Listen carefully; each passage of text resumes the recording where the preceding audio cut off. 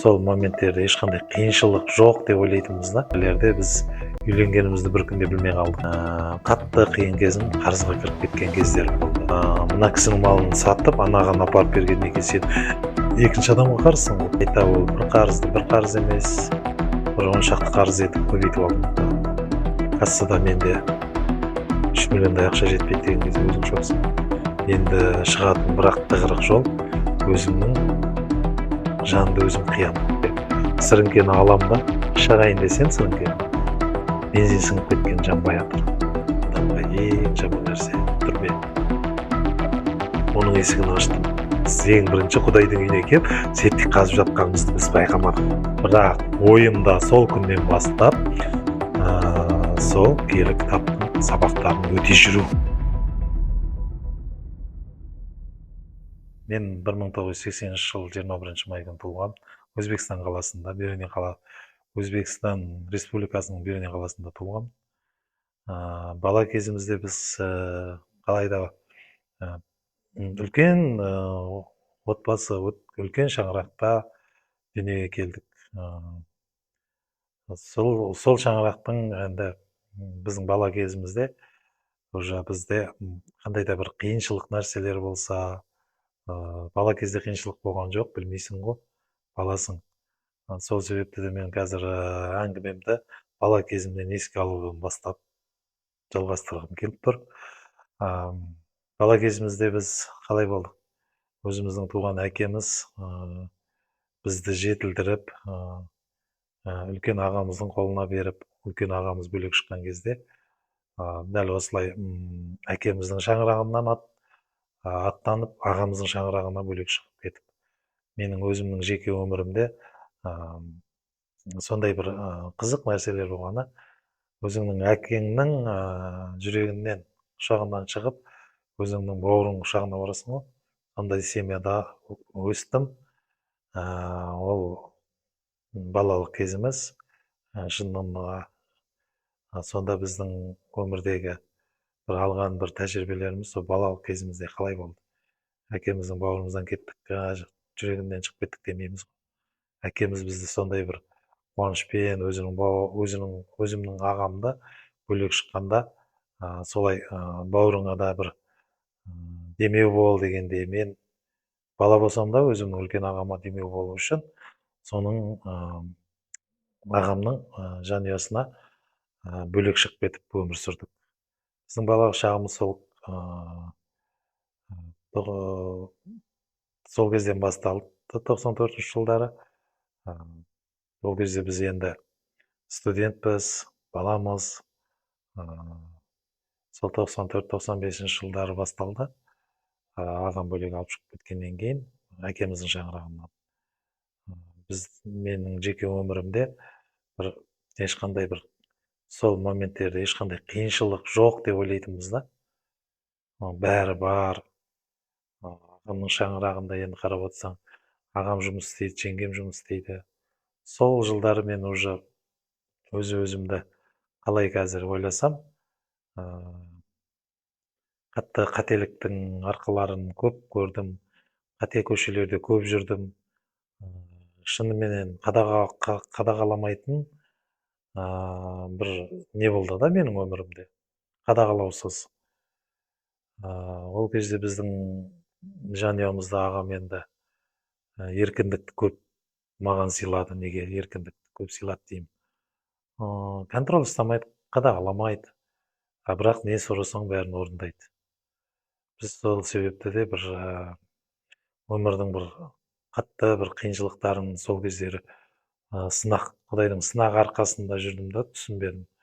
Бірақ сол сынақтарда мені Құдай қалай жетектеп жүргенін қазіргі күнде ойланып қараймын да. Қатты қиын көшелерде жүрдім деймін ғой. Біздің семьямызда мал алып сату бір саудасы болады. Әр адамның жүрегінде жаңағыдай өмірінде бар ғой. Саудамен айналысу, нәпақа табу, ақша табу дегенде менің өмірімде де дәл солай болды. Өміріме қатты тығыз сондай бір кәсіппен үйретіп бастады ағам. Демалыс сайын ұйықтатпай мал базарға барамыз, мал алып сатамыз дегенде қызығушылықтар танып бастады. Сөйте келе менің өзімнің уже ер жетіп қалғанымды ағамда байқап, өзі үйлендіретін болып, өзі үйлі шүйлі қылатын болып, маған осындай ұсыныстар түсті ағам жағынан. Әкеме берген ағамның уәдесі, өзімнің інімді өзім үйлендіріп, өзім үйлі шүйлі қылып, өзім қолыма алам деген, мені бөлек алып шыққанда. Сонымен менің жасым уже үйленуге де келді, 20-ға келген кезімде ұсыныс болды үйлену жайында. Отбасы құрдық. Отбасы құрғанда да бір Құдайдың арқасында біз әйтеуір әкем, ағам бәрі тату тәтті, осындай бір алыстан емес, жақынырақ таныстарымыздың бір қызын сұраймыз деді. Сонымен қызық әңгімелерде біз үйленгенімізді бір күнде білмей қалдық. Сонымен отбасылық шаңырақ құрдым. 21 жасыма келген кезімде ұлды болдым. Тұңғыш ұлым дүниеге келді 2001 жыл. Менің қатты өмірдегі толқынды, қиын кезеңдерім дәл сол жерден басталды. Өзіңнің жанұяңды өзің сүйре дейді ғой қазіргі мақалда. Сол дегендей біздің жүрегімізде де сондай әңгіме болды. Өзіңнің шаңырағыңды өзің сүйре дегенде біз шаңырақта жолдасымызбен бірге біраз қиыншылықтарды көріп бастадық. Неге? Бөлек шығып тұру деген арман ғой, өзіңнің бала шағаңмен. Осы Қазақстан Республикасына біз 2001 жыл ұлым туылғанда келдік. Қазақстан Республикасында келіп, өзің нафақа тауып, бөлек шығып, өзіңнің семьяңды асырайын деген үмітпен түрлі жұмыстарды көрдім. Ең алдыменен мал саудасымен көрдім. Мал саудасында көріп жүргенімде қатты қиын кезім, қарызға кіріп кеткен кездерім болды. Неге? Біз оңай келген олжаны жақсы көреміз жан тәнімізбен. Неге? Оны айтам, оңай келген олжан дейміз ғой. Біз біреуді сендіре аламыз. Қалай өзіміздің сөзімізбен, іс дәлелімізбен сендіреміз. Солында мен мал базарға шығып жүргенімді ауылдастарым осы білетін. Олардың қиын бір әңгімеге тартқанда былай қарызға мал аламыз ғой. Қарызға мал алып сату үстіндегі нафақаны көріп, жанұямды бағам деген оймен мен үлкен қарызға кіріп кеттім. Менің өмірімдегі ең бірінші қиыншылық сол жерден басталды. Мал алып сату деген енді қарап отырсаңыз әркімнің қолынан келе беретін іс емес. Бірақ ол жерде де өзіңе өзің сенімділік керек. Сен ол малды сата білуің керек. Сатып біліп, сол кісіге не дейміз, сөз береміз ғой, малыңды өткізіп, сатып, осындай келісім шарт болады, сол сумманы жеткізіп берем деп, мен жеткізе алмай қалған жерлерім болды. Бұл өмірдің сынағында сондай бір қатты қиыншылықта мен сондай бір қиыншылықтарды да көрдім. Біраз қиыншылықты көрдім, біреудің малын сатып, біреуге апарып беріп, ондан адам ойлайды ғой, біздің ойлайтын қабілетіміз қандай? Сол кездегі менің ойлайтын қабілетім, өз-өзіңе сенімсің да, мына кісінің малын сатып, анаған апарып бергеннен кейін сен екінші адамға қарызсың ғой. Сол себепті де мен де өзіме өзім ол жерде құдайсыз жұмыс істедім. Құдайдың сынағында жүрген болсам да, соны ол кезде күнәһар дүниемізбен сезінбедім. Біраз қарызға кіріп кетіп, мен өзім қатты қиыншылықтан сол жерде даже не дейміз, өмірдің әртүрлі қиыншылығына сол бір қисық жолдарда көп жүрдім. Құдайдың арқасында дейміз, Құдайдың арқасында жетелектеп келді осы күнге дейін де. Құдай жарғылып осы пендеңнің қарызын, бірақ енді мен ол кезде ондай ойымда болмадым. Ой, бір жерден алам тауып істерем, алам тауып берем деп, қайта ол бір қарыз емес, бір 10 шақты қарыз етіп көбейтіп алдым. Сонда ең алғашқы рет өзім туысқандарыма осындай мал саудасында мен қарызға кіріп кеттім деген кезде туысқандарымыз Оғанда ағам, әкем, шешем, жанұям даже. Жоқ, ол қарыз мүмкін емес дейді. Олардың өздері мүмкін емес сен ондай қарызға кіріп кетемін. Қалай кіріп жүрсің дейді. Сен қалай кіріп жүргеніңді өзің түсінбейсің сонда. Мысалы, сен ананыкін аласың да, үстіндегі пайданы ойлап тұрған жоқсың. Оны зиянға сатсаң да, пайдаға сатсаң да, ананыкін алып, ананы апарып беру ойда болып тұрды. Сен біреудің таза қарызын алып, біреудің малын алып сатып, оны екінші адамға апарып беріп отырсың. Сондағы ортадағы ана лестница сияқты өсіп жатқанын ешкімге көрінбейді ол. Оны сөзбен айтып жеткізу өте қатты қиын. Менің өмірімде сондай нәрсе болғаннан кейін. Бірақ өз-өзіме алданыш болады. Бір жерден шығып кетем, бір жерден шығып кетем деп ойлайсың. Бірақ бәрін өзім істеп жатырмын деп ойлайсың.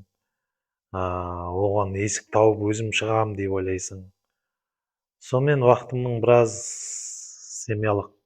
жанұялық уақытымда біраз осындай қиыншылық болды. Сонда туысқандарымыздың арасында сенімділігім кетті. Енді оларға нагрузка болады ғой. Сен олардан енді көмек сұрайсың.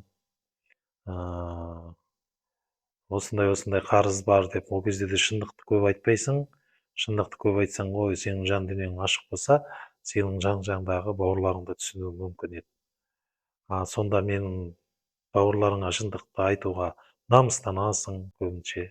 Біреуін айтсаң, біреуін айтпайсың. Сөйтіп біз адасқан кезім болды, қарызға кіріп кетіп. Оның арасында сол қарыздан шығамын деп түрлі жұмыс істеп көрдім дедім ғой жаңа. Сол жылдары мен қарыздан шығамын дегенде, елдер жұмыс істеп, еңбек ақы табады екен деп, мен цемент сататын бутик трассаның үстінде болатын. Ана жігіт, цементті ашып қойған жігіт енді біздің жұмыс берушіміз болып саналады. Сол жігітке жолығып, енді оған да қарызым бар деп айтпайсың ғой. Жұмыс туралы сөйлескенімде айтқан маған, осындай жалақылы жұмыс, әр сатқан мешогыңның үстінен 50 теңге өзіңе қалады деген.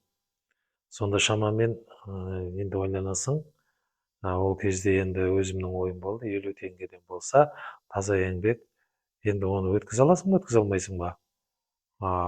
Бірінші айда жұмысқа келісім шартпен кірдім, цемент сататын. Ол жердің жұмыстың ауырлығы қалай, цементтің шаңы бар, өзің жүк тасымалдауыш, грузчик дейміз ғой, орысшасы. Қазақшасы жүк тасымалдаушы. Ол жерде өзің жүк тасымалдаушы, цементті өзің клиент табасың, өзің тиеп бересің. Сондай бір жұмыстың да бір керемет несі бар. Ол жерде менің өзімде қабілет болды ма, сауда жағында, өзімде таңғалам. Бірінші ай жақсы қадағалады ол жігіт мені. Неге қадағалады? Өзің қызығып, жұмыс істейсің ғой онда. Сатқан мешогыңа 50 теңгеден дейді. Бірінші ашқан күні 2-ақ мешок сатасың. 100 теңгеге риза болып кетіп баратсың. Ол 100 теңге сенің еңбек ақың ғой. Бақтыбай, ол қай жылы болды? 2004-2005 жылдары болды, сол жылдары болды менде. Осы Қазақстан Республикасында сол цемент сату 2004-2005 жылдары осындай бір. Сол 100 теңгені мен үйге тауып барғанда, сол 100 теңгенің үйде отырған екі қабат жолдасым 2003 жыл екен. Неге дегенде қазір есіме түсіп отыр. Қызым 2003 жыл туылды ғой, екі қабат босанатын есіктің алдында мені тосып отыратын. Сол жылдары бір біздің жаңағы неміз, есіктің алдында жолдасын тосып отырады, сол 100 теңгені тауып келе жатсың ғой ауылға. Даже сол 100 теңгені сен ана жерден нан алуға, жаңағы продукт алуға қимайсың да. Неге? Анау таза еңбектен келген берекелі ақша да. Себебі мен шығып, цемент сатып шығып кетіп бара жатқанымда, біздің жаңа жұмыс берушіміз өзінің продуктовый магазині бар, цемент бутиктің жанында. Ол жерден сен жұмыстан кетіп бара жатқаныңда жаңағы наның бар, тамағың бар жейтін, бала шағаң бар екенін біледі да, саған риза болып, сол бір пакетін ұстатып жібереді. Оның ішінде сүтің бар дегендей. Соны алып келесің, енді жейтін ішетін жағын көбінше біз ол кезде енді қараппын, солай жұмысты істеп жүргеннен кейін, адал еңбегіңнен көрініп жүргеннен кейін беріп отырады. Сонда сол жігіт мені бір ай қадағалады.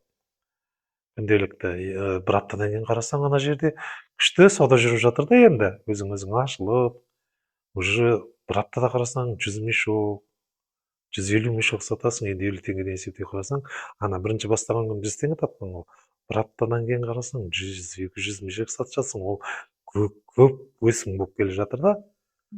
Уже біздің жаңағы ол кездегі бізді қалай жан дүниеміз таза емес, күнәкар өмірде жүрміз, өзіміз кінә жасап жатқанымызды түсінбейміз. Бірақ бірінші күн сатқан 2 мешогың 100 теңге, сен аптадан кейін 200 мешок сатып жатсың, ол жерде қызық история бар да. Ойлап қарасаң, Құдай бәрін келтіріп беріп отыр. Сонда 200 мешокқа дейін сатып жатырмын.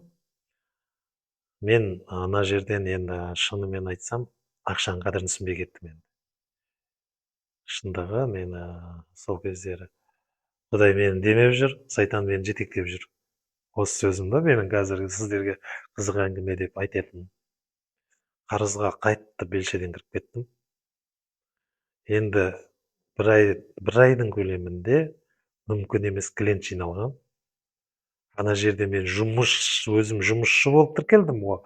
Енді мен жұмыс беретін дәрежеге жеттім. Ол жерде жетім бұрыш деген бар.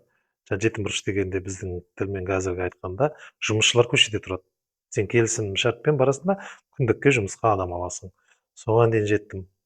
Оған жетудің алдында мен өзім бір КамАЗда 200-250 мешок, 250 мешоктан 500 мешок цемент болады. 500 мешок цемент 50 килограммнан қарасаң, қанша тонна цементті сен жалғыз өзің түсіретін едің алдында. Енді мен ол жерде жұмысшы жалдап, сол дәрежеге жеттім. Бірақ менің қатты қателігім, ол жігіт мені бір айдай қатты контроль ұстады да, доверияға кірдік. Доверияға деген сенімге кірдік. Маған қатты сенетін болды. Күнделікті анау 200 мешоктың ақшасын да сұрамайды. Оның алдында мен 2 мешок сатқанда сол 2 мешоктың 900 теңгесін әкетеді да, 100 теңгесін беріп кетеді ғой. 500 теңгеден сатасың, 50 теңгеден өзіңе қалады. Осындай мысалда басталды. Ал енді сен уже бір айдың ішінде сен ол жерде жақсы еңбектендің да сенімге кірдің. Сенімге кіргеннен кейін ол жерде 1000 мешок, 2000 мешокқа дейін күніне өткізіп жіберетін уақыттар болады. Сезонный жұмыстар цемент деген. Сонда касса өзіңде қалады. Касса өзіңде қалды деген анау. Сенің жалақың 100 мың теңге болып тұрған алатын күнде. Баста 100 теңге еді. Енді жалақың 100 мың теңге отырды, сен жалақың алып атқан жалақыңа да қанағат етпейсің да. Сен қолыңда уже миллион тұр. Неге миллион тұр? Сен кассадағы сатқан ақшаң бәрі өзіңде тұр ғой. Как будто жан денең сенің ақшаң бәрі өзімдікі дегендей. Жағдайда адам өзіңді алдап, қолыңда қанша бар, қадірі сондай. Қолыңда жоқтың қадірін білесің дейді ма? Бұлай қалай келтіргенде. Мен соны түсіндім. Қарызға кіріп кеткен себебім де сол кездері қатты жаңылыспаушылық болды. Жаңағы екеуін келістіріп айта алмай қалған. Ана малдан қалған қарыз сол жерден жабамын деген жаман ой болып кетті. Бірінші, цемент сатам да, цементтің ақшасын алып мал алған адамға бересің. Сонда қарызың былай көбейе беретінін түсінбейсің. Сонда сіз кассадағы сізге тиесілі емес ақшаны жұмсап тұрсыз да, сөйтіп қарызға кіріп кеттіңіз, иә? Дұрыс айтасыз. Өзіме тиесілі емес, мен ақшаны сенімдесің ғой, ой тауып қоямын деп ойлайсың. Мысалы, 50 теңгеден ертең 100 мың теңге тауып алып қоямын, қазір 100 мың теңгені алдың да өзің жалақың, одан да артығын алып жатсың да сен. Одан артығын алып жатқанда сенің қарызың мына жақта көп, неғұрлым көп, сен көп сумманы ана жерден аласың да. Солай істеп жүріп, сезонный жұмыс 6 айда бір есептелінеді. Кезі келді. Көктемде Құдай жаңағы бидайын орады дегендей, біздің есеп кітабымызда күз келгенде күн салқындады, цемент сатылу тоқтады. Счетқа есеп кітапқа отырғанда ана жігіт маған деп отырады. Мә, сізді қатты сеніп осыны тапсырды. Кассада менде 3 миллиондай ақша жетпейді деген кезде өзің шоксың. 3 миллион қарызға кіріп кеттіңіз, иә? Иә. Енді шындығын ол жерде айтасың да, жан денеңді сыртқа шығарып айта алмайсың. Бетпе-бет келістің, ал енді 3 миллионды қайдан тауып бересің дейді. Енді оған айтасың. өз өзімді алдап тұрмын ғой, тауып берем деп. Туысқандарым көп, малымыз көп деп. Малдың бәрі өзіміздікі дегендей, бірақ малдың да қарыздасың, туысқандарың саған уже қарызға кіріп жүргеннен кейін саған сенбейді. Мен туысқандарыңа да айта алмайтындай жағдайға жетіп, өз өзімді мен сонда не амал, өз өзімнің жанымды қиюға дейін бардым. Өз өзімнің жанымды қиюға барғанда сол маңызды ақшаны, қарызды өзім кірдім, соны тауып бере алмайтыныма көзім жетіп жатыр да. Жаным бүгін ақшасын сұрайды, бүгін тауып берем деген кезім өтірік сөйледім ол жерде өзімнің. Енді шығатын бірақ тығырық жол өзімнің жанымды өзім қиям деген ойға барып, менің ойым үстіңе бензинді құйып өртеп жіберсең болды, жаның тез шығып кетеді деген бір миы келді. Ол нәрсеге бардым, шындығы. Ауылдың шетінде, сол мен жұмыс істеген ауылдың шетінде МТМ деген завод болатын, МТМ істемейді. Союздың кезінде жұмыс болған. И оның біз бақылайтынбыз. Адам көп бармаған екен, ауылдың шеті. Сол жерге мен қолыма пластмассовый канистрамен 10 литр бензин алып жетіп бардым. Сонда былай қарасаң, үстіңе бензинді құясың да өртеп жібересің деген ол қатты маңызды нәрсе болды да. Ол жерде люк болады, люктың ішіне кірсең, сен ешкім таппайды деген оймен өз басым люкқа кіріп канистраны қойып, люк адам бойлы. Енді санаң соған жетіп тұр да, шыға алмай қаласың, өртенгенде сөйде қаласың. Үстіме бензинді құйып, адам бойлы люктан сен шыға алмайсың, тырыссаң да. Менің толқы басым ғана шығып тұр люктан. Сонда қолымды осылай ұзатып, бензинді үстіме құйғанда дене басым күйіп жатыр, бірақ қолым бензин, қолың жетеді. Канистраның үстіне құясың ғой. Сен ойланшы, мына денеңе сен 10 литр бензина примерно сіңіп жатыр. Қолың бензин уже. Енді ойың ананы сіріңкені аласың да, сіріңке қойып қойған өзі негізінде сол жерде сіріңке болады. Бірақ ойламадым сол сіріңкені алып жағып жіберем, өртеп жіберем, тез құтылам, қарыздан да құтылам деген оймен болды. Сол қысқа жаңағы мені сайтанның өзі алып барып істеп тұрған жер. Сондай ойға мен неге келдім білмеймін да. Сол сіріңкені мен алып жағайын деп өз-өзімді өлтірейін десем, сіріңке бензин шпанып қалған да, бензин сіңіп қалған. Сіріңке жанбайды ғой, алып жағып көріп жатырмын, жанбайды. Ана сіріңкені аласың да ұрасың ғой, уже кетіп жатыр. Біреулер ойлауы мүмкін, зажигалка апармадың ба деп. Ол жерде бізде ол зажигалка деген ондай түсінік көп болған жоқ, қазіргі заманда бар енді. Сөйтіп мен сол жердегі қатты өкінгенім, не үстіме бензин жанбай жатыр, бензин құйылды, денемді бензин күйдіріп жатыр. Сол жерден енді сіріңке жанбай қалды ғой. Өз-өзімді өлтірейін десем өлтіре алмай қалдым. Біраз есімді жинайым сол жерде енді. Басқа қандай амалдар бар деп. Есімді жинап, сол люктан қайтадан өзім шықтым. Шығып, 10 шақты қадам аттап, жолға да шықтым трассаға. Сонда айдалада бір машина келе жатыр. Бір машинаның ішінде бала шағасымен келе жатқан жанұя. Сол енді үстің бензин сасып жатырсың. Сол машина тоқтап, мені біраз жерге ауылдың сыртындамыз ғой. Ауылдың ішіне барғам дегенше біраз жолда. Бірақ денем күйіп келе жатыр бензинге, үсті басым бензин сасып кеткен.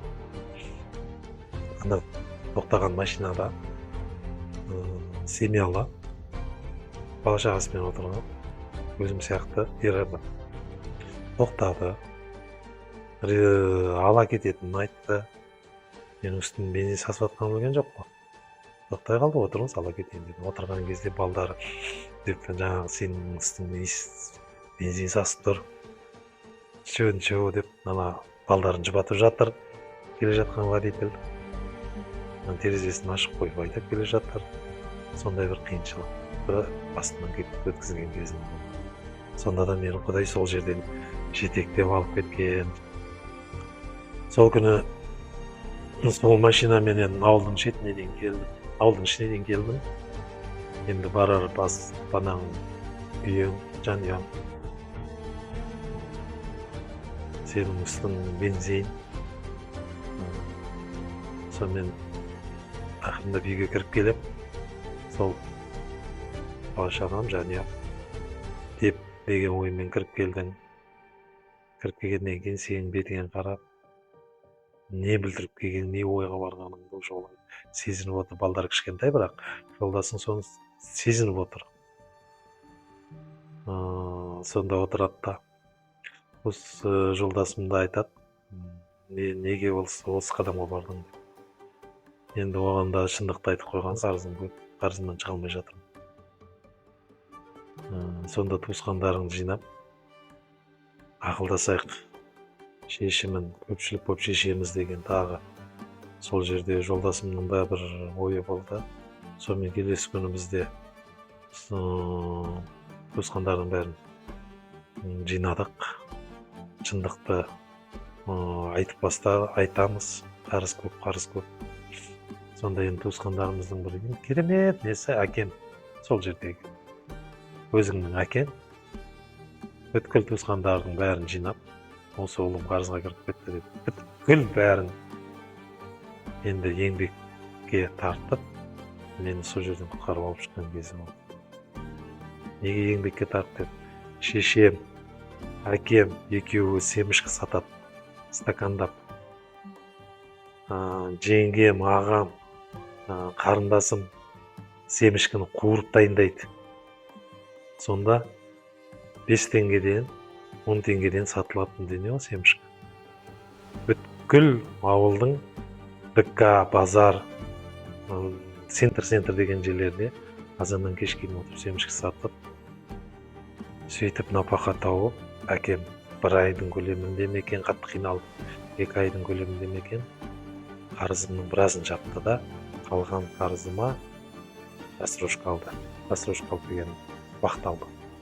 Бірақ біз үйімшіл істеп жатырмыз, біз тауып береміз деген сенімге кіріп, бірақ ол жерде де енді кеттік деп айтқанменен мен таза шындықты магазинге қарыз айтып тұрсың, малдағы қарыз айтпай тұрсың да. Сол магазиндегі қарызың былай таза шындық болды ғой, оны құтылдық деп жүргенде ана малдағы қалған қарыздар шығады да. Мен екінші қисық жолға түсіп кеткенім сол болды. Туысқандарым уже маған былай көмектесіп жатыр. Мен екінші қисық көшені ашып кетемін ғой ана жерде. Ол қандай қисық көше? Ол қисық көше түрменің есігін ашып, уже соның арасында 2012 жыл болып кетті.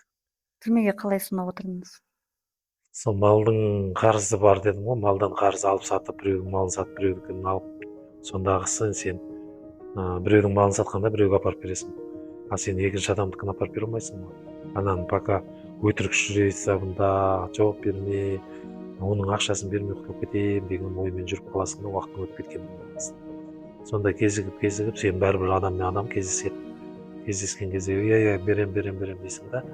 А сол кісілер берем деп мені алдап жүрді деп, алаяқтық статьясымен түрмеге 2012 жыл, 2 жыл уже отырғызамыз деп келеді, 2012 жылы отырғызады.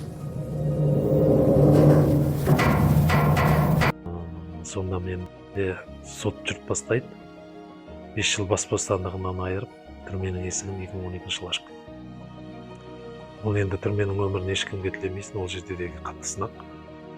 Уже мен бірінші баспалдақ жаңағы өз-өзіңді өртеуге дейін барғаннан кейін, енді соңғы қараңғы түнек, қараңғы өмір адамға ең жаман нәрсе түрме. Оның есігін аштым. Түрмеге түскен кезімде менің жаңағы жан-жағымдағы демеушілерім кім? Жанұяң, туысқандарың, әкең, қарындасың, шешең саған сенімсіз болып қалды да. Саған сенбейтін болып қалды уже. Сонда маған әкем өзім туған ағам да келіп айтқан бір сөз. Еркексің ба, істеген жұмысты басыңмен көтересің. Енді 5 жыл бас бостандығынан айырылдың ғой. 5 жыл ешкім саған қараспайды да, көмектеспейді да деген сөз болды. Істеген ісіңді өзіңнің басыңмен көтер деп. Сонда енді ешкімге жақсы нәрсе тілемейсің, түрменің өмірі қатты қиын. Уже түрмеге кірдің дегеннен кейін сенің жан жағыңдағы адамдар сенен суиды. Ол сенің істеген залалың ештеңе болмай қалады. Сен істеген залалың ол жерде, сен алған қарызың сен уже түрмеге түсті дегеннен кейін сен ол адамның ойында, жаңағыдай рухани мылай ол адамның дамуында сен как жаман адамсың, түрмеге түскен адам дұрыс адам емес деген санамен қалады да, сенің төңірегіңдегі адамдар уже сен ұнатпайды, саған көзқарасы өзгереді, сен бұрынғыдай сөйлей алмайсың оларға, бұрынғыдай әңгіме айта алмайсың, бірдеңе айтайын десе қойшы дейді, қойшы дейді, түрменшік дегендей. Бірақ енді түрмеде де 5 жыл қалай уақыт өтіп кеткенін өзім түсінбедім, бір қиын бірақ Құдайға шүкір 5 жылдың барлығын отырып шықтым. Енді басында түрмеге түскен кездерінде жанұям басында келіп жүрді 1-2 ай. Не болатын үміттеніп, шығара аламыз ба, шығара алмаймыз ба. Сосын жанұяңда хабарласу, сенің бала шағаң болды өмірде, сенің жанұяң болды, жолдасың да, бала шағаң да уже сені іздемейтін біреу болды. Сен темір тордың арт жағында сені іздегеніңмен қолың жетпейді. Сен оны ешкімге түсіндіре алмайсың енді. Сен темір тордың арт жағындасың, бала шағаңа демеу болғың келеді, жанұяңды қыстап қалғың келеді, бірақ темір тордың арт жағынан сен шығып келе алмайсың. Неге? Потому что 5 жыл уақыт. Енді сабыр 5 жыл күт дейтін адамдар болғанда, енді мен өз-өзімді қалай болса да сол жерде ақырына дейін көрейін. 2017 жыл бас бостандығымды алып түрмеден шыққанда мен қызықтың бәрін қайтадан осы өмірдің қызығына, жанұямның, бала шағамның өміріне демеу болсайын деп оймен жақсы немен шыққан кезде оның ешқайсысы жоқ болды. Уже өмірдің несі дейміз, біздің өміріміздің асталқаны сол жерден бетіп тұрғаны мен білгенімде жоқ. Мен қайта бас бостандық алдым деп түрмеден шықтым, енді былай жағындай қателеспеуге тырысамын дейсің. Бірақ шығасың, жанұяңа келсең, жанұяң ажырасқан, балдарың сенсіз өсті, балдарың 5 жыл уже сені көрген жоқ, сенің тәрбиеңді, сені ұмытайын деген, сені ұмытпаса да, сені көргенде, мына жүрегінде саған деген реніш тұр. Сені көрсе, түрменшік келді дегендей, былай қарапайым тілді айтсаң, зек келді, бәрі қашқап. Жаман көздермен қарай Жаман көздермен қарайды. Өзің туған ұлың жаман көзімен қарайды. Туған қызың жаман көзімен. Жанұям деп өмір жолдасыңды көріп жүрсің. Өмір жолдасың сенден уже давно ажырасқан. Мені да табып, түрменің ішінде ажырасқанын келді, айтқан жоқ, ол жердің де бір заңдары бар. Сырттағы зат саған ештеңе жеткізбейді. Сен уже бас бостандығыңды алып, не бүгін шығып баратырмын деген кезде, некелік куәлігің ажырасқан екенін сол кезде қолың қағаз берген. Соған дейінгі біздің жанұямызда үй болды, әке-шешеміз көмектесіп, біздің тұрған мекен жайымыз болды, жанұя болдық, семья болдық, үй болды. Айтып отырған әңгімелердің бәрі осы жерге тақалып, ажырасқаннан кейін мен көшеде қалдым. Потом мен түрмеден шығып келіп, бәрі көзқарастары дұрыс болмады маған. Мені қабылдай қойған жоқ. Өзіңнің туған ағаңның, енді әкеңнің бей көрген ағаң үйіне барғанда оның жанұясында үлкен балдар үлкейген, олар жақсы көзбен қарамайды. Неге? Бұл дұрыс емес көзбен қарайды. Біздің мына өмір сүріп жатқан ортамыз, сен қазір сотталып, түрмеден шыққаныңды айтсаң, сенің өзіңді жұмыспен қамтамасыз ете алмайды, біріншіден. Екіншіден, сені жағын алып жүргісі келмейді. Адамдардың жақсы, жаман ойлары сондай. Бірақ енді Құдайдың алдында бәрі сынақ пысса, Құдай соның бәрін жетектеп келгенін мен түсінгенім жоқ соған дейін. Бақтыбай, енді айтып жіберсеңіз, Құдайға қалай келдіңіз? Қай кезден бастап Құдай сіздің жүрегіңіздің есігін қаға бастады? Дұрыс айтасыз.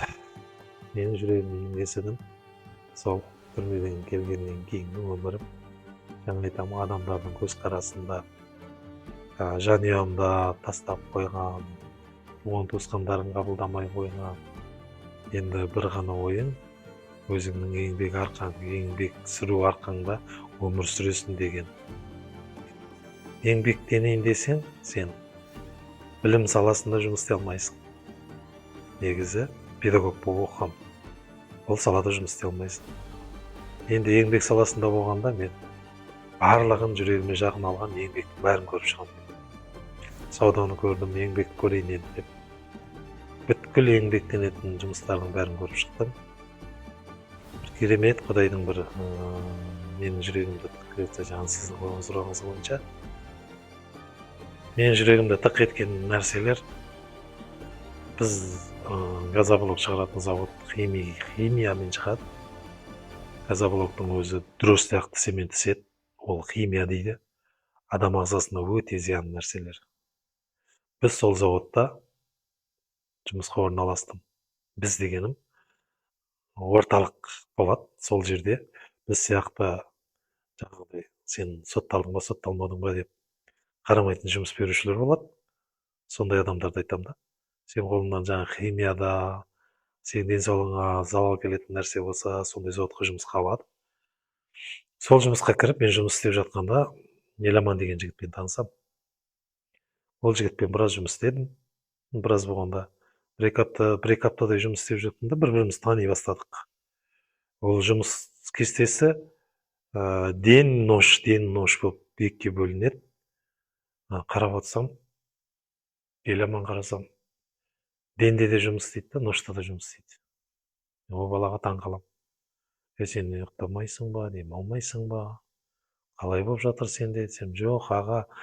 Сонда ол бірінші ойына жаңағы бірінші өзінің мақсатын қойып жатыр да. 1-2 сағат демалып аламын ғой, сол 1-2 сағат жетеді. Мен қарызға кірмеу себебім дегендей, о, маған ақша керек дегендей, сондай бір қызық әңгімелерді айтып береді да. Бірақ мен денде жұмыс істеймін ғой.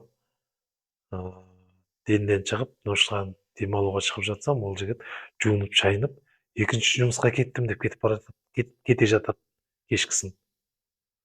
Қалай кешкісін екінші жұмысқа барып жұмыс істейсің? Ойбай, сол бір жерден жұмыс келіскен, соны істеп бітіруім керек дейді. Біреуге сөз бергеннен кейін жарайды, ол да жақсы шығар деймін. Ертең күндіз күн жұмысқа үлгересің ба десем, үлгеремін дейді. Келесі күн енді сол күн түнде ол жұмысқа кетеді, екінші жұмысына. Мен қалып демаламын, айтады. Мен шаршап жүргенім бар ғой жұмыстан. Уже біздің демалыс әрең жетіп жатыр, оған қалай екінші жұмысқа, енді мүмкін ол жас жігіт деп ойлайсың. Жоқ, бірақ бұл баланың өзінің өміріне мен өзім қатты тәуелді болдым. Менің жүрегім тық еткені сол болды. Қандай керемет, бір жұмыстан шығады, екінші жұмысқа ақшаны да көп табады екен, деген ой менде сол кезде болды жүрегімде. Сонымен әңгімелесеміз, келесі күні ол келеді. Не болды жұмысың десем, ой аға, екінші жұмысым керемет, осындай бір сертификат келіскенмін бір жерден, ауылдың шетінен дейді. Соны қаза бастадым дейді, бірақ жалғыз өзім үлгермей жатырмын дейді. Сонда мен оған, біз не дейміз, қызығушылық танытып, мен айтамын, бұл қандай жұмыс болды десем, сети қазу дейді. 3 метр длина, ширина 1,5 × 1,5. Мен онда сразу оған айтамын да, зачем? Онда екеуміз барсақ 1-ақ күндік жұмыс қой.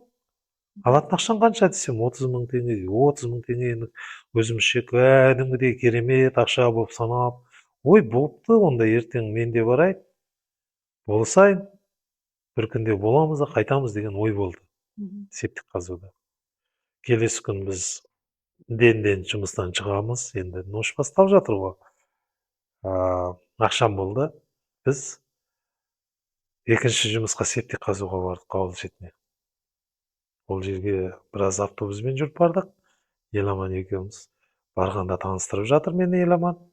Осы міне мына септикті бітсек болды. Мен көз алдыма елестіретем, ношта істейміз ғой бәрібір таң. Қанша істейміз, бітеміз, қайтамыз. Бір нош ана жақта 10 мың теңге болса, мына жерде бір ношымыз 15 мың екен, көп ақша тауып жатыр екенбіз деп. Сондай бір ақшаны бірінші мақсатқа қойып алып, сол жерде жұмыс бастаймыз. Сол күннен бастап менің жүрегімде тыңқылдап, жүрегімде бір кішкене бір қайғылы бір нелер болды. Жүрегімде бір дауыстар естіле бастады.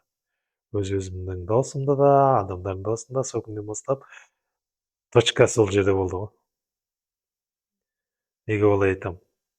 Біз септикті түнгі сағат 12-ге дейін бітіреміз деген ойда 30 септикті 12-де бітеміз деген ой, еще 30 мыңды алып кету ой. Біз ең бірінші Құдайдың үйіне келіп, септик қазып жатқанымызды біз байқамадық. Сонда бұл жер Құдайдың үйі болып шықты ма? Сол ауылдың шетінде сол Құдайдың үйі екен. Мен жүре соңынан барып түсіндім. Сол күні барған күні түсінгенім жоқ. Ойымыз жаман. 30 мың теңге болып тұр біздің ойымыз. Ақша дейсіз, иә. Ақша бірінші. Ең алдымен өз-өзімізді жуантық тұрмыз. Күш қуатымыз өзіміз тасып тұрып 30 мың теңгеміз бар. Қазір бітеміз, аламыз деп. Жоқ. Біз жаңылсады екенбіз. Біз қазып жатқан нәрсе түнгі сағат 12-ге дейін қаздық. 3 метр қазатын болсақ, ойымыз тез біту. 1 метр қазыппыз, бірақ әлсіредік. Еламан да әлсіреді, мен де әлсіредім. Енді ойлаңызшы, шелекке саласың, қатты топырақты қазғасың, шығарасың арқанмен тартып. Түнгі сағат 12-де екеуміз де әлсіредік. Сонымен Еламанға түсіндірдім. Қойшы, таңертең ерте тұрып, бітіріп тастайық, қазір вообще күш қалмады. Енді қазғанымыз 1 метр, әлі 2 метр қазуымыз керек екен. Көз алдымызға оп-оңай болып тұр. Ол Еламан да келісе салды. Таңертең ерте тұрып бітірейік. Әлі 2 метріміз бар, жарықта істейік. Қазір шаршап кеттік. Сол Құдайдың үйінде біз түнеп қалатын орын біз сұрамаппыз. Сонымен түнгі сағат 12 шаршап, әлсіреп екеуміз бір-бірімізге сөз беріп, сол үйде Құдайдың үйі екенін біз білгеніміз жоқ қой. Бірақ 2 этаж үй екен. 2 этаж үйді көз алдымызға елестейді да.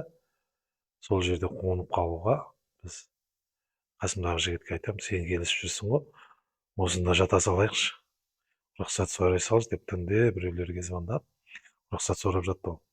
Жарайды, таңертең ерте тұрып бастаймыз, біз 1-2 сағат мызғып алайық деп, бұл рұқсат сұрағаннан кейін біз Құдайдың үйі екенін де білмеймін.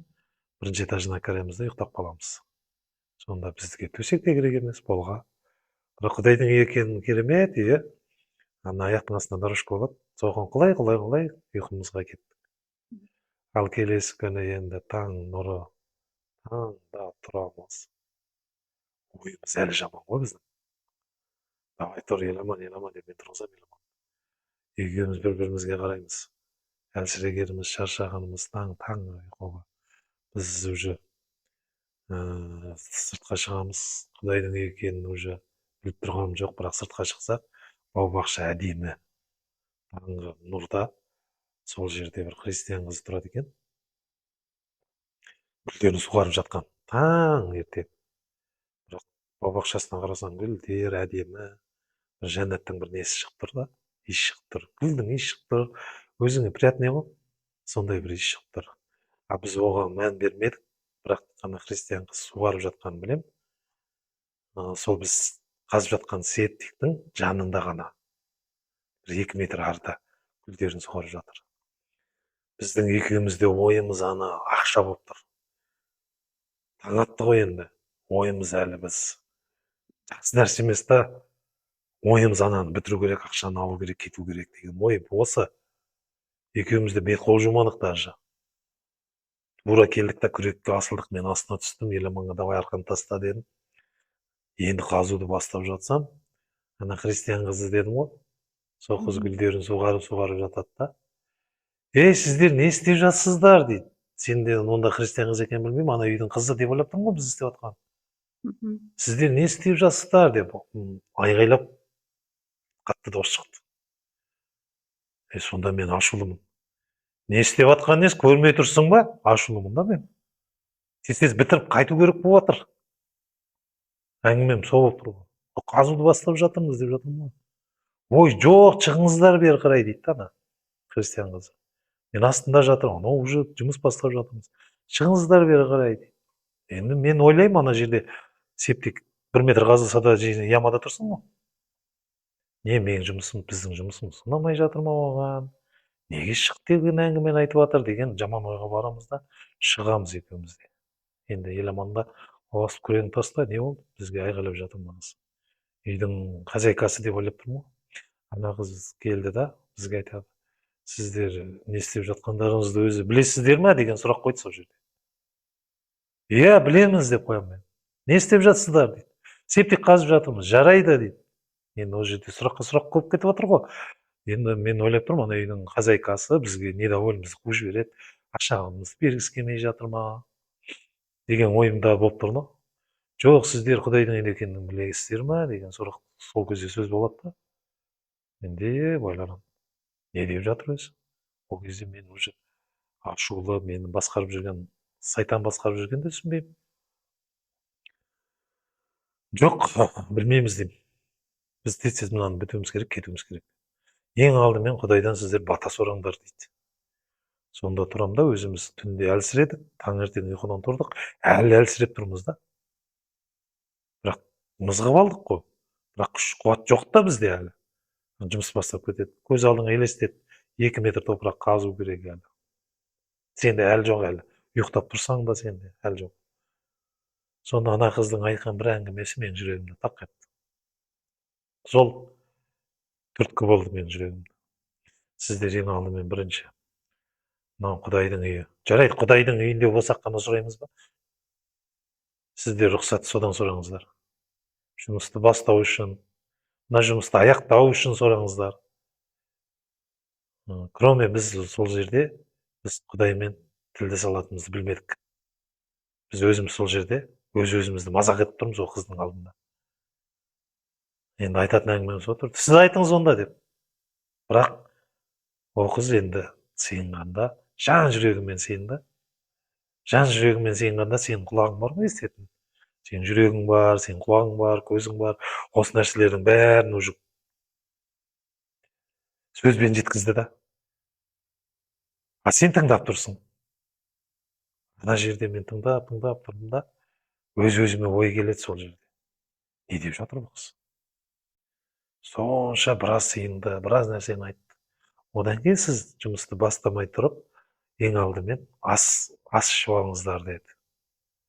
Біз енді 30 мың теңгені алатынымызды келістік та, бірақ ас жағын келіспедік қой. Біздің ойымыз қазір ас берсе тағы ақшамыз аса қалады деген жаман ой тағы болып тұр ғой. Біздің ойымыз жаман да.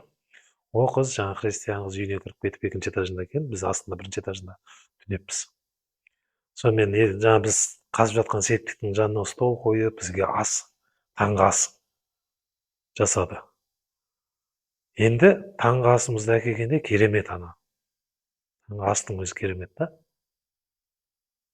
Не деп айтуға болады, сенің ойыңда ет же, бал же, басқа же, құдайсыз жейсің ғой. Құдайсыз жейсің ғой. Бірақ ана жерде Құдаймен жегенде сенің жан дүниең Құдаймен бірге жеген не дегенді ол кезге дейін мен түсінбеппін. Енді сол жерден біз таңғы ас мәселесін, осы жерде біз өзіміз таңғы ас мәселесін бірінші орында ешқандай жоспарсыз таң атты ма тұрасың да кете бересің. Сондай өмірге бейімделген адам ана жерде сол христиан қыз бізге таңғы асты жасап, стол жасап кеп, бізді асқа шақырып, сол жерде асқа шақырған кезде Құдайдан бата сұрап, Құдайдың батасын өз еркіңізбен беріңіз деген кезде мен өзім жан дүнием адамда Құдайдан осылай сұрауға бола ма екен деп сөздер келіп, сонда ана қыздың әрбір айтқан сөзі менің жүрегімде бір қара нәрсе төнек тұр да. Менің жүрегімде уже жаман нәрселер ғой, менің істеген заттарымның өзі жаман нәрселер да. Ана жақтағы ана жүрегіңе бір жеңіл бірдеңе алып келіп жатыр, мен өзім түсініп жатырмын да. Ана қыз қарсы сөйлеген сайын ол Құдайға айтады да, тамақ әкелдім. Осы тамақ, осы ас мәзірі күш қуат берсін, жігер берсін деген кезде мен өзіме уже күш қуатым болмай тұр да, ана қазып тастайтын 30 мың теңгені алатын күш қуатым болмай тұр ғой. Әлсіз болып тұрмын. Сондай жігерлендірді, ана батаны берген кезде сол христиан қызынан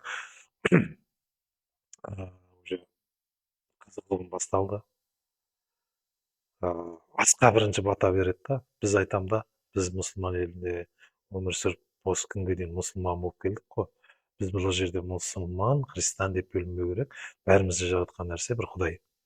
Осыны түсінуіміз керек та. Бөлінетін ештеңе жоқ. Бірақ мен айтам да оған, бізде мұсылмандарда ондай емес. Неге? Біз жеп болғаннан кейін бата оқимыз деп айтам да ана қызға. Бұл жерде ешқандай разница жоқ деп, ол қыз бізге өзінің түсінгенін айтады да. Сізге мына асты Құдай беріп отыр ғой дейді да. Жоқ, өзімнің ақшам бар, қазір алып келіп жеймін деймін да мен. Мен оған енді қырсығып сөйлессем да, Құдай беріп отыр, бірақ ол қыз беріп отқанын мен біліп отырмын. Ол қызға мен рахмет айтып жатсам, айтады да, сіздерге бұл асты Құдай беріп отыр дейді. Осы астың арқасында сіздер күш қуат алыңыздар, жігерленіңіздер мына Құдайдың ендегі септікті қазуға дейді да, тағы Құдайға айтады да. Сонда мен неменен қайта Құдайға айта береді деген сөз өзіме ойыма. Мен бірақ ашылып ол қызға ондай деп айта алмаймын. Неменеге қайта Құдайға айта бересің деп, уже ондай айта алмай тұрмын да, бірақ түйіншік бар да. Асқа бата бергеннен кейін өзімде ойым болды ана жерде. Ал енді қызық, асты да жедік, батаны да істедік, жұмысты бастасақ, керемет жеңіл жұмыс істеп жатырмыз. Жұмыс жүріп жатыр, керемет жүріп жатыр. Сонымен сол жерде біз керемет жұмыс болып жатыр, керемет болғанда қандай екеуміз уже бәрібір санада жаман ой тұр. Анау 30 мың теңге тұр да, бізде асығыс жасап тұрмыз. Уже түс болып қалды. Жаңа таңертең болды, түске дейін жұмыс істедік, әлі тағы 1 метрдей түске дейін енді түсті. Енді түстің кезінде бұл христиан қыз бізге түскі тамақ, түскі ас бар ғой, таңертең таңғы ас, енді түскі асты мәзірін айтып жатыр да, не жейсіздер өзі деген кезде менің өзім ойым кетті. Немене әлі біте алмай жатырмыз ба? Кешке дейін бітеміз ғой, жарайды, түскі асты ішсек ішейік. Ана жаңа христиан қызы келіп өзі де айтып жатыр, түскі асқа бірдеңе жасап берейін, не жейсіздер дегенде, не бізде мынандай деген христиан қыз өзінің жейтін тағамдарын ұсынып жатыр. Біз өзіміздің жейтін тағамды ұсынып жатырмыз оған. Ол қыз нан жемейді екен бірінші. Бізде нан бар ғой, дрожжбен ашытылған нан жемейді. Бізде нансыз тамақ жемейміз. Сонда еламанға айтам, атқа бар магазинге барып, қалтаңда ақша болса нан алып кел деймін. Ана қыз ыстық тамақ береді деймін. Сонда ана қыз бізді түскі асқа ыстық тамақпен біздің шақырып, тағы Құдайдан екінші рет уже байқап отырмын. Құдайдан осы түскі асқа бата сұрап, бізге рұқсат сұрап, асты іше берулеріңізге болады деген кезде тағы уже христиан қызына мен сұрақ қоя бастадым. Неге осылай істейсіздер? Бізде мынау киелі кітап бар деп, сонда киелі кітаптың мағынасын сол кезде айтты. Киелі кітаптың адам біз өмірде сүріп жатырмыз ғой. Киелі кітап әр адамда жүрегінде бар. Киелі кітап өмірде бар. Киелі кітапты өтсеңіздер, сабақ бар. Осы сабақты мен негізі осы жерде өткізе аламын. Құдайменен біршама жақын болуың үшін біршама біз алыста едік Құдайдан. Біршама соған жақын болу үшін міне мына жерде киелі кітап бар деп өзінің киелі кітабын көрсеткенде біздің Құран кітабымызға ұқсайды. Түріне қарайсың. Бұл жердің несі сабағы бар, өзінің заңы бар. Осы сабақ толық өтсеңіз, Құдай сізге ашыла ма, ашылмай ма, ашылмайды деген әңгіме айтпайды, бірақ Құдай ашылады. Құдай сөйлейді. Құдай едің сөзін ести аласыз деген осы киелі кітаптың заңдылықтары бар. Соның сабағын өтуге ұсыныс болды маған ол қыз. Өміріңізде қандай да бір қиыншылық болса, сіз Құдаймен бірге болсаңыз, сіздің өміріңізде қандай да қиыншылықтың бәрін Құдай өзі ауыртпашылығын да береді, жеңілтпешілігін де береді. Даже сіздің жүрегіңізде қандай қорқыныш болса, бәрін алып тастайды. Сіздің жүрегіңізде жаман нәрсе болса, бәрін алып тастайды. Оның орнына жақсы нәрселермен толтырады деген сабақтар бар да. Оны адам баласы түсінбейтін нәрселер. Сол кезде біз түсінгеніміз жоқ. Менде енді сол моменттен бастап жүрегім тыңқылдап, сіздің қойған сұрағыңызға жауапты енді бере аламын. Уже біздің ойымыз қысқа ғана 30 000 теңгені алып кету болып тұр ғой. Септикті қазып беру 3 метр. Сол екінші күн біз толығымен 3 метрге жете алмадық. Бірақ ойымда сол күннен бастап сол киелі кітаптың сабақтарын өте жүру. Бірінші күн қызықты, маңызды, жүрегімде тыңқылдаған, дауыстарды естіп. Екінші күн бізге тағы да сол жерде жұмыс бар. Септикті қазып болсаңыздар болыпты деген ұсынысты 30 000 теңгелеріңізді беремін. Бірақ ана септиктен шыққан топырақ қолмен машинаға лақтырып беру тағы ақша ұсыныс. Сенің ойың тағы ақшам көбейіп жатыр. Қала берейін, бір жағынан сабақ өте берейін. Сол екінші күні біз христиан қызы сабақ өтіп жатқанда Павел патшасы Навуходоносордың түс көру туралындағы түс көру турасындағы әңгімесіменен осы киелі кітапта жазылған сабағын өтеміз да. Сонда көз алдыма өзімнің түсім соны сабақты өтіп жатқанда көз алдыма елестейді. Түсімде тағы қызық барлық нәрсе көз алдымда да. Сол сабақты өтіп жатқанда мен түс көрдім деймін да. Түсімде еще 10-ды да көрдім деймін да. Түсті қай уақытта көрдіңіз? Бұрынғы кезде көрдіңіз? Ол бір сол менің сол сабақты алмастан бір 4-5 жыл алдында түс есіме түседі да. Бірақ түсім 10-да да болады да ол. Көз алдыма елестейді, бірақ ана жерде сол сабақты өтіп жатқанда сол қызға айтып берем. Күндердің бір күнде мен Астана қаласына бірінші рет баратырмын. Енді өзіңіз ойлаңызшы, сіз жат қалаға бара жатырсыз да. Өзіңіз барып көрмеген қалаға барасыз. Бара жатқандағы жолың бәрі сызылып тұр. Көрініп тұр. Мына жерден оңға айланасың, ана четкі үй деп. Қасындағы менің өзімнің жаңағы араласқан достарымыз ғой, сол бар. Сол маған предлагать еткен, машинаң бар ғой, машинаң мен Астанаға барып келейікші. Мен өмір Астанаға жүріп көрмегеннен кейін оған айтқам, жарайды, өзің болсаң, жол көрсетіп отырсаң, бұл барамын. Бірақ Астанаға біз жаңадан жеткен кезде мен түсімде дәл соны көргенмін да. Арка болған, аркадан кіргеннен кейін 200 метрде стрелка оңға, бірақ мына жақта 3-ақ көше бар. Сол ең шеткі көше, шеткі үй. Түсімде қалғанда ол. Бірақ мен қасымдағы жаңағы жолдасыма айтып келе жатып, мынадан оңға бұрыламыз айтсам, иә, алдында кеппедің не, кеппедік не дейді ол. Ол кісімен мен жолдас болғанда бір жылақ болған. Оның Астанада тұратынын білмеймін де. Астанаға өзім бірінші рет келіп жатырмын да. Бірақ спокойно айтып отырмын да, рөлде отырып. Я мына жерден қазір арқадан өтеміз да, оңға қарай бұрыламыз айтсам. Ол таңда анау. Алдында не екеуміз кеппедік не деп. Ол таң қалған нәрсесі ол жерде ештеңе емес. Мен тап-тап ол үйіне дейін айтып бердім да, әлі үйіне жетпей тұрып. Қазір оңға бұрыламыз. Шеткі көшенің ең шеткі үйі сен кәнсем, иә, кеппедің не дейді да. Түсімде болған нәрсе да. Бірақ түсімде қайтатын кезде авария салдарынан сен қаза табасың деген шошынып кеткен да. Түсімде мен авариядан мен қалай болған? Өліп кетемін деп шошынып оянасың да жерден. Бірақ момент енді сен түсің емес қой ол. Тура болып жатқан нәрсең. Құдай ескертіп жатқан екен. Сол сабақ өткен кезде мен жүрегімде ашылды.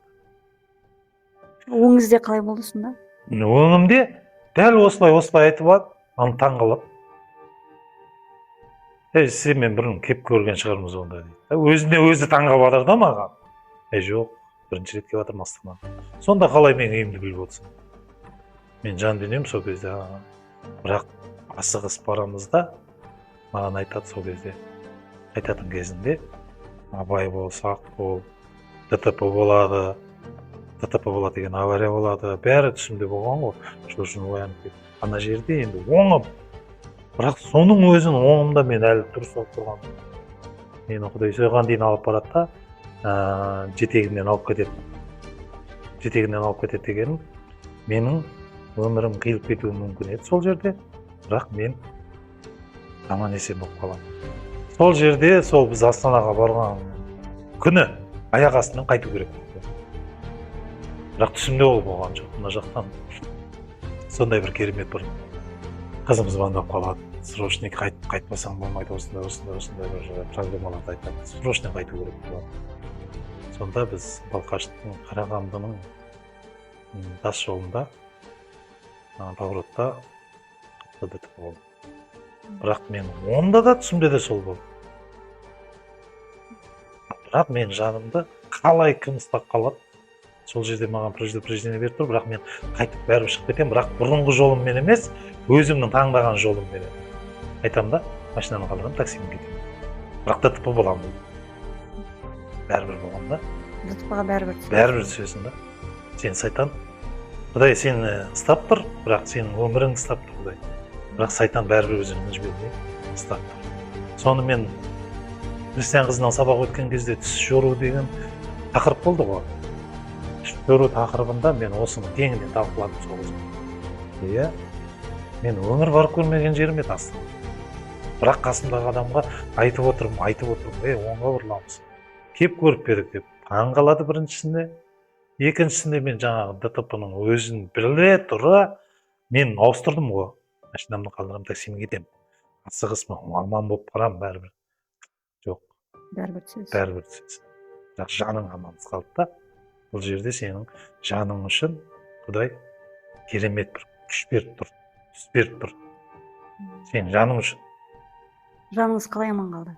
Жаным аман қалғаны, өзімде әзірге өзімде таңқаламын. Сол жерде жаным шығып кетсе, мен уже Құдайдың беш бағын көрмей, сайтанның отында сол жерде кетіп қалады екенмін деп.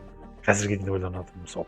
Қазір енді жаным қалай аман қалғаны, өзім екі Құдай әкемізде, сайтан да сол жерде екеуі теңесті, мен сол жерден білдірді, сабақты түсірді. Қазір сол христиан қызының сабақ алып жатқанында түс туралы әңгімелерді қозғаған кезде осыны салыстырамын да мен.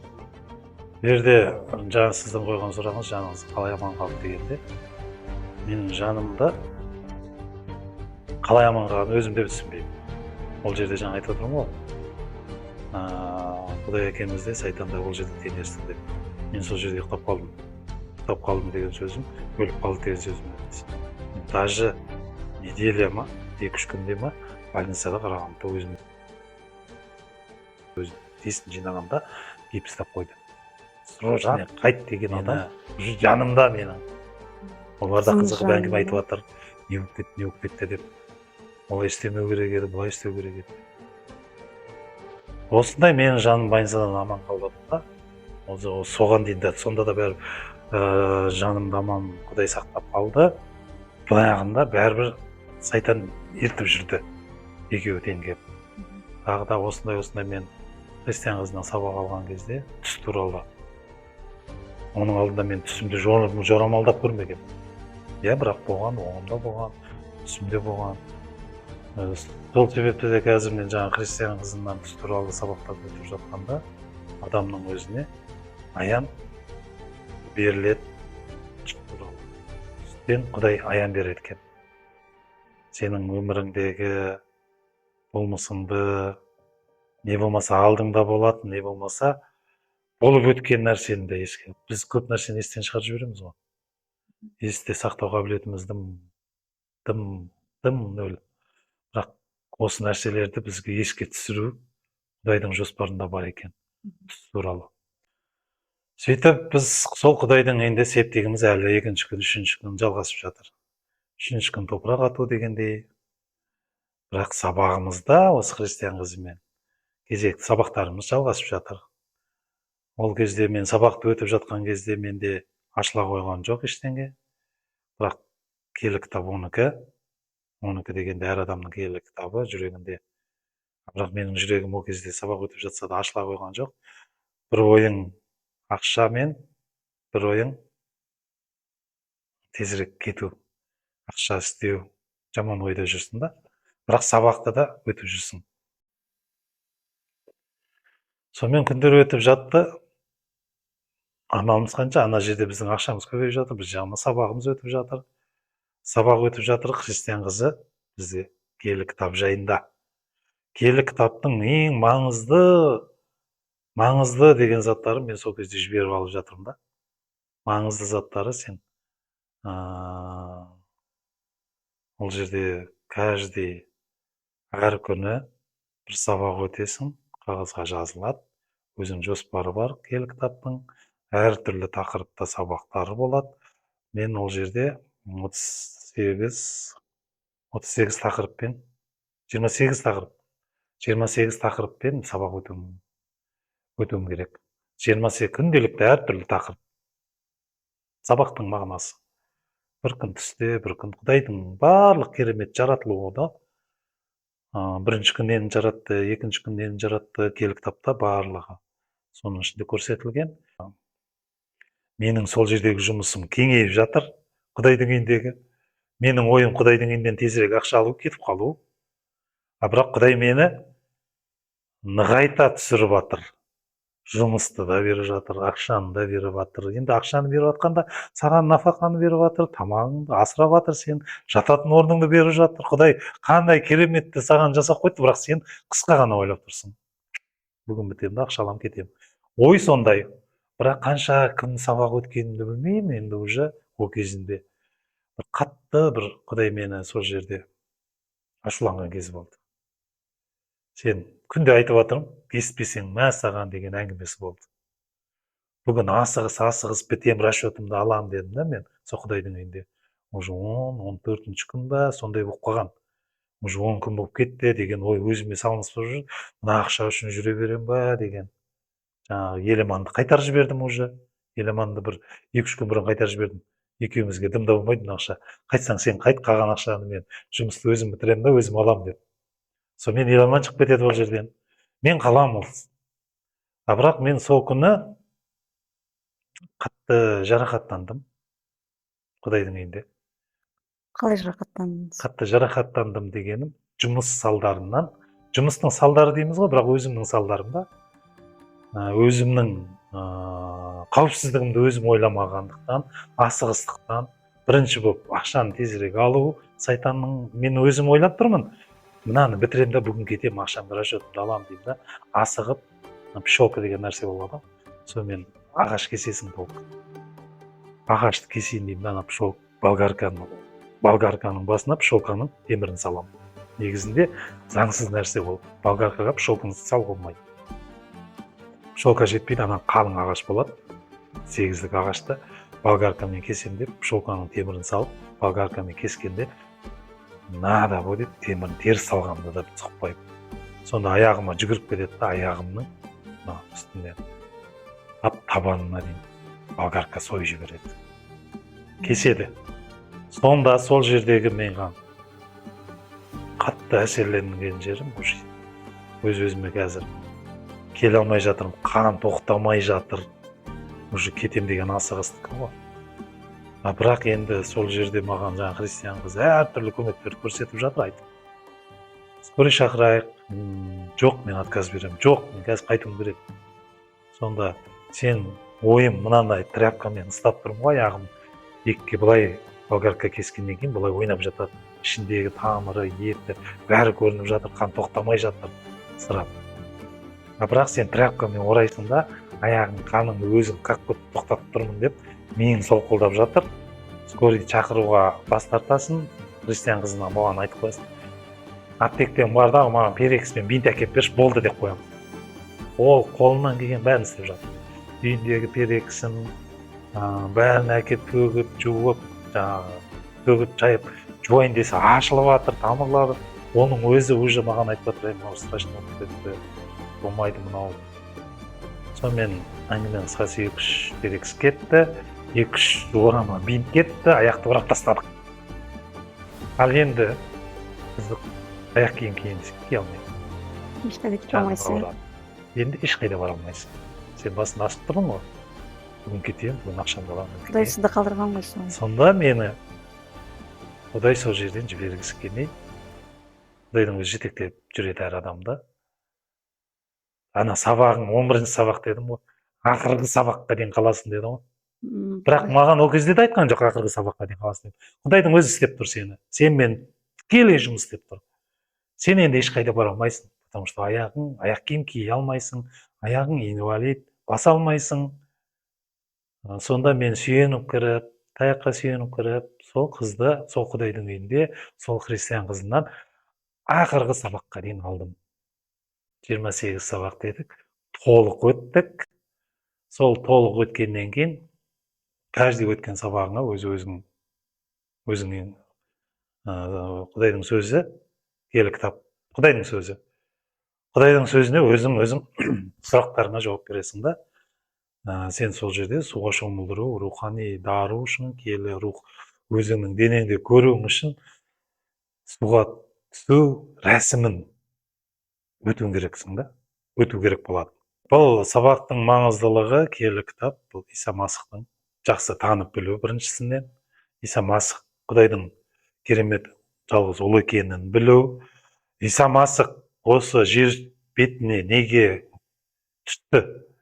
Осы жер бетіндегі әр адам үшін, әр адамның жасаған кінәларын өзінің қанымен айқыштап, өзінің жанын құрбан етіп, бізді Құдай әкемізге көкке тікелей алып кету мақсатында осы киелі кітаптың сабақтарын өту маңызды.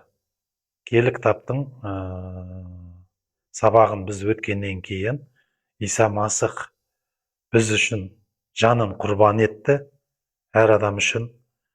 Біздің жасаған, мына айтып отқан әңгімемізде біз жасадық қой кінәні. Кінә екен деп білмейміз деп жатырмыз. Сол жасаған кезде де кінә деп білмейміз. Бірақ қазіргі айтып отырған әңгімеміз шындық. Шындықты біз әр адам құтқарылу үшін осы киелі кітапты мен толық ақырына дейін 28-ші тақырыпқа дейін өттім. Исаның танып, біліп, Исаның ең маңызды біздің жасаған кінәләріміз үшін айқышта өзінің жанын қиып, бізді көкке, жәннаттың бағында, Құдай әкенің сарайында, Құдай әкенің жеміс бағында күтіп бізге есік ашу үшін осы жер бетіне түсіп, екінші рет қайтып келуіне біз дайындалуымызға, осындай сабақтарды өтіп, біз жан дүниемізді сондай толығымен сенімімізбен бергенде, біз өзіміздің даусымызды да ести аламыз, жасаған кінәларымызды да көре аламыз. Біз жасаған кінәлардың салдары не екенінде ұқтыратын Иса Масихпен бірге болған жағдайда айқыш ағашында біздің кінәларымыз үшін кешірілген, кешірілмегенін сол себепті біздің жүрегіміз ашып айтады.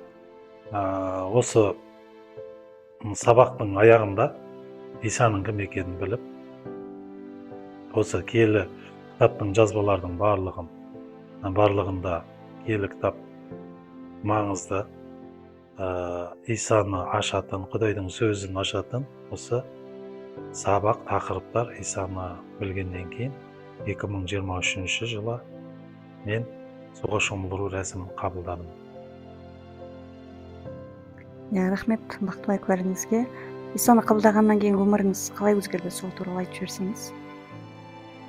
Исамен бірге өмір керемет, соны айта аламын. Неге?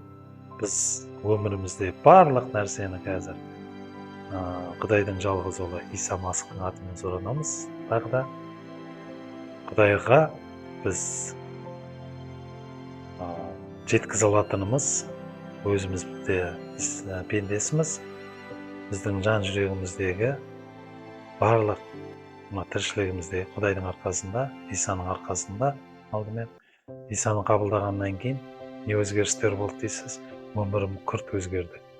Өмірім күрт өзгергенін айтайын. Бұрынғы өмірім қандай болды? Тани білдім. Қазіргі өмірім қандай? Оны да тани біле бастадым. Сол себепті де айтатыным, Иса Масихпен бірге бізде ешқандай қорқыныш та жоқ. Жүрегімізде барлығын ашық айта аламыз. Өміріміздің мәнінің өзі қазір таң атты Иса Масихпен біргеміз. Кеш батты сыйынамыз. Бір жерде құлап қалсақ тоже, бір жерден тұрып қуанып кетсек те тоже. Бұның бәрі Құдай әкеміздің арқасында Иса Масихтың жалғыз ұлының қабылдағаннан кейін ашылған. Иса Масихты қабылдадық, суға шомылу рәсімімен қалдық. Одан кейінгі бізде менің өзімнің жеке өмірімдегі мені Құдай тағы да әртүрлі Құдайдың заңдылықтары бар, соны орындап жүрме, орындамай жүрме, бәрін бақылайтын өзіне алдыңа бақылайтықтай. Бірақ адам өзінің жан дүниесімен кірген кезде оны сезіне алады екен. Құдайдың заңдылығында 4-ші тарауында былай айтылған: сенбіні толық ұстансын деп. 6 күнде Құдай барлығын жаратып, 7-ші күнде демалып, 7-ші күн бізде сенбі болып табылды. Сол себепті де Құдай әкеміздей болуымыз үшін біз Құдай әкеміздің өзі барлық жаратқан жер бетіне, адамзатына, жануарларына, бәріне таң-сана қарап, бәрі жақсы екенін көріп, 7-ші күн тынығып демалды. Сол себепті де біздің өміріміздің, қазіргі өміріміздің өзінде де сенбіні ұстану біздің заңдылықта. Мен өмірімде сенбілікті әртүрлі қабылдап көрдім. Суға шомылу рәсімінен кейін де сенімсіздікпен де қабылдап көрдім. Соңында бәрібір Құдай істей берді, мені сынап. Потому что ең алдымен сенбі күні көп жерде жұмыс. Сен жұмыс істеп, тағы да бірінші нафаға тапқың келеді. Сол сенбі күні жұмысқа бармасаң, сен жұмыстан шығарып жібереді деген қорқыныштар болады. Саған жұмыс берушілер, неге жұмыстан қала бересің деген қорқыныштар болады. Ең адамда неге каждый сенбі мен қала берем? Мен не? Жұмыс істемесем, мен аш қалам деген ой болады да. Негізгі тақырып осы жерде. Осы сенбіні сіз жақсылап ұстансаңыз, бір жетіге жейтін ішетін азық түліктің бәрі осы жерде Құдай береді. Оған ашық адамдар көзін жеткізе алады. Менің өзімде сондай бір кереметте сенбіні ұстанбаған күндерім, маған Құдай қалай керемет жасап жатқанын да сезіндім. Неге? Ең алдымен жұмысқа бірінші мақсатты қойдым. Бізде үлкен заводта да жұмыс істеп көрдім, томатный пастада. Бірақ маған сенбі күні строгий жұмыс берушілер, заведующийлер жұмысқа шықпасаң, жұмыстан шығарып жібереміз деген уақыттар болды. Бопты, олардың жаңағы сөздерін өзің жүрегіңе қарсы алдың. Ойбай, мен жұмысқа шықпасам, сол заведующийдің сөзін мені жұмыстан шығарып жібереді екен деп, мен сенбіден қалып, жұмысқа да барған кезім болды. Бірақ Құдай қалай керемет. Сен мақсат қойып жұмысқа бардың ғой енді. Заведующий саған ашулы. Сен жұмысқа шықпасаң ашуланады. Сен жұмысқа келдің, ашулы емес. Бірақ Құдай әкенің өзі, Құдайдың өзі сол күнді, сенбі күні, менің өзім өмірімде тікелей болған нәрсе, бүткіл заводта свет жоқ. Автоматический свет өшіп қалып, бүткіл жұмысшылар жұмысын жүргізе алмай тоқтап қалған кездер болды. Оның бәрі Құдайдың бір керемет арқасы екенін мен өзім түсінгенмен, жанындағы адамдарға айтсаң түсінбейді оны. Бақтыбай, рахмет. Сіздің куәлігіңізге осы тыңдаушыларымызға не айта аласыз? Тыңдаушыларға ең алдымен айтайын деген, дәл осындай бір киелі кітаптың сабақтарын өтіп, жүректеріңізде әрқашанда Құдайға деген сенімдеріңіз, мына киелі кітаптың, Иса Масих пен Құдайдың жалғызда ұлы, осы сабақтарды өтіп, Құдай жолында әркімнің өзінің құтқарылуын тілеймін. Рахмет, Бақтыбай, сіздің куәлігіңізге. Біздің сүйікті тыңдаушыларымыз осымен куәлігіңіз аяқталды. Сізге барлық жақсылықты тілеймін. Құдаймен бірге болыңыздар. Достар, егер сізге біздің каналымыз ұнайтын болса, жазылып лайк басыңыздар және жаңа видео алып тұрыңыздар.